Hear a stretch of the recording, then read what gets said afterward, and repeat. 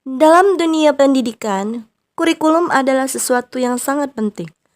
Tanpa kurikulum yang tepat, siswa tidak akan mendapatkan target pembelajaran yang sesuai dan terarah. Ada 4 prinsip utama dalam menerapkan proyek penguatan profil pelajar Pancasila, yaitu holistik, kontekstual, berfokus pada peserta didik, dan eksploratif. Dengan mendasarkan proyek pada pengalaman yang nyata yang dihadapi dalam keseharian, diharapkan peserta didik dapat mengalami pembelajaran yang bermakna untuk secara aktif meningkatkan pemahaman dan kemampuannya.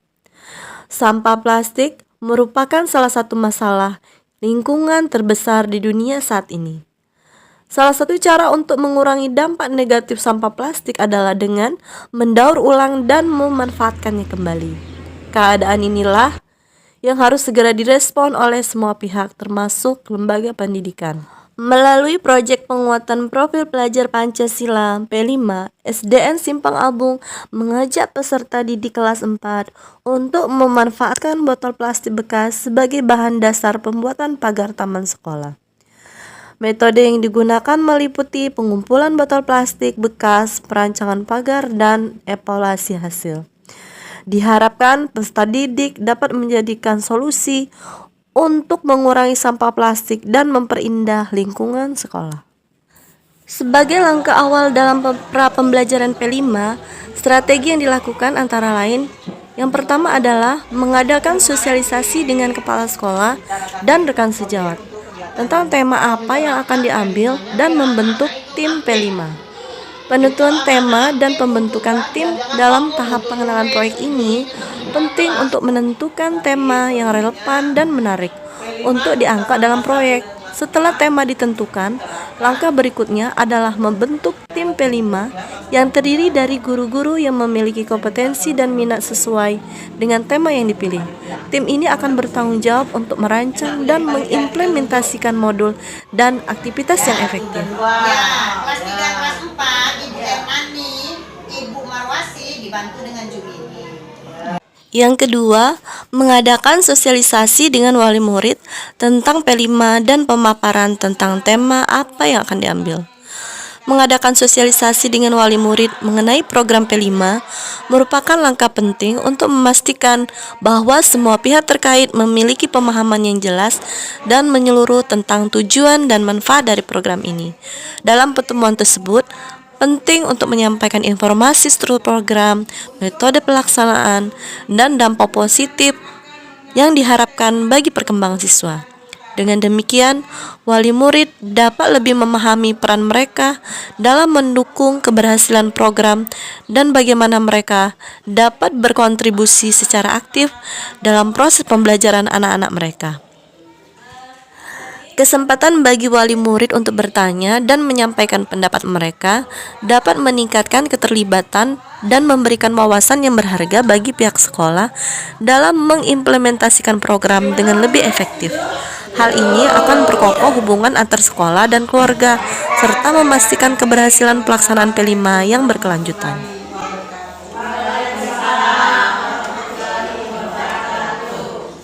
Ketiga adalah pelaksanaan sosialisasi pembelajaran P5 pada tahap pengenalan proyek kepada siswa. Pada tahap pengenalan ini tidak hanya memberikan pemahaman kepada siswa tentang pentingnya pengolahan sampah, tetapi juga melibatkan mereka secara aktif dalam mencari solusi untuk masalah lingkungan. Proses ini diharapkan dapat menanamkan kebiasaan baik dan kesadaran lingkungan sejak dini kepada siswa. Apakah yang bisa kalian lakukan dengan botol bekas setelah kalian menggunakannya? Biasanya kalau kalian selesai menggunakan botol bekas, apa yang kalian lakukan? Buang ya? Buang ya? Apa kalian tahu bahwa botol bekas itu bisa diolah? Bisa. Bisa. Tahu.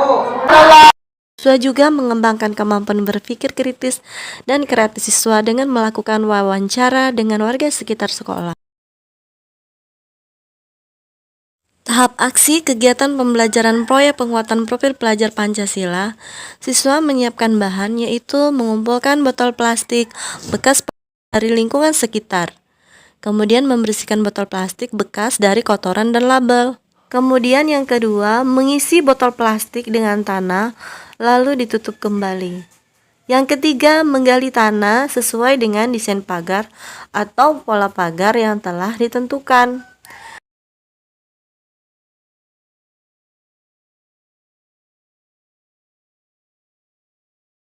Yang keempat, menanamkan botol plastik secara terbalik ke dalam pola tanah yang telah digali.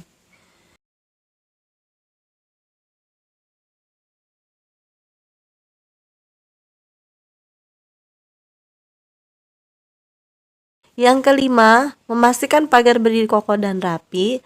Kemudian yang keenam adalah mewarnai botol bekas yang telah ditanam ke tanah.